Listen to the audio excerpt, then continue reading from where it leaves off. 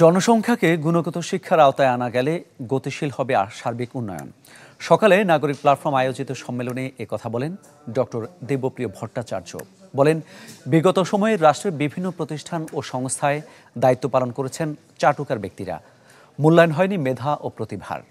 বলেন, সংস্কার করতে হবে সংলাপের মাধ্যমে, যাতে অংশগ্রহণ বাড়াতে হবে পিছিয়ে পড়া জনগোষ্ঠীর।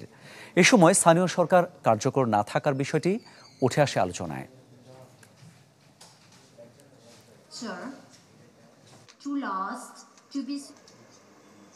সবচেয়ে বড় যে ক্ষতিটা সেই সময়কালে আমাদের করেছে, সেই সময় আনুগত্য ছাড়া মেধা এবং প্রতিভার কোনো স্বীকৃতি সেই সময় ছিল না।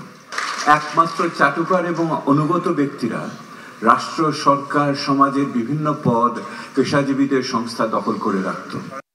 বছর শেষের খুশি নগদে হবে বেশি। নগদ পেমেন্টে নির্দিষ্ট ক্যাটাগরির কেনাকাটায় ৩০০ টাকা পর্যন্ত ক্যাশব্যাক।